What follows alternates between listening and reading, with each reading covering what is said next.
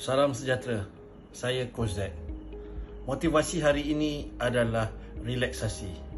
Apa yang kita boleh tahu tentang relaksasi? Relaksasi adalah yang sering digunakan oleh atlet ataupun rakyat Malaysia ketika menghadapi tekanan ataupun ketika ingin bersedia bagi menghadapi sesuatu kejohanan ataupun sesuatu aktiviti yang penting pada keesok harian.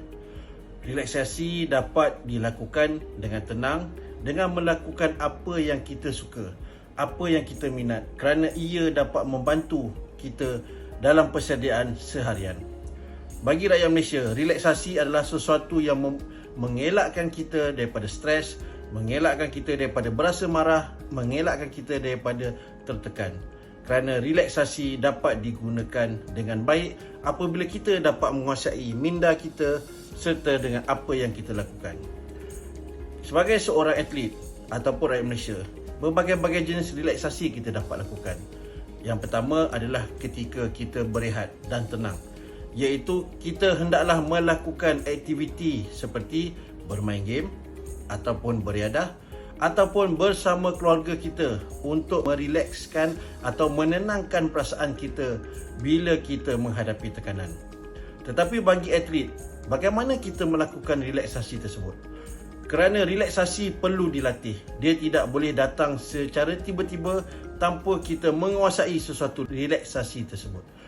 Relaksasi perlu dilakukan dengan tumpuan, yang mana kita perlu tahu apa yang menyebabkan kita relax, apa yang menyebabkan hati kita tenang dan apa yang menyebabkan kita dapat menguasai segala permasalahan yang terjadi. Relaksasi merupakan sesuatu yang kita ingin lakukan.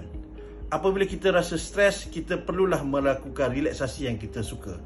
Contoh relaksasi yang sering dilakukan adalah tidur, ataupun membaca, ataupun bermain video game, ataupun berborak dengan keluarga dengan meluahkan perasaan kita. Itu membuatkan kita berasa lebih tenang, lebih rileks dan lebih boleh menumpukan perhatian terhadap tugasan yang diberikan. Kerana ini merupakan sesuatu yang kita ingin lakukan. Apabila kita melakukan relaksasi, kita mestilah menguasai minda kita daripada segala permasalahan yang ingin dilakukan, yang ingin terjadi ataupun tekanan yang kita hadapi. Kerana relaksasi memberikan kita tumpuan yang membolehkan kita fokus, membolehkan kita minda menguasai badan kita. Itulah sesuatu yang kita inginkan. Kerana relaksasi bukan sama bagi semua orang. Dia tidak boleh dicampur ataupun boleh dipilih daripada individu masing-masing. Kerana relaksasi anda yang tentukan. Apabila anda relax, anda tenang, anda akan dapat menguasai apa yang ingin anda lakukan. Anda dapat membuat apa yang ingin anda lakukan. Anda dapat melawan apa gemuruh ataupun tekanan yang anda ingin lakukan. Kerana relaksasi perlu dilatih supaya kita semua dapat berjaya.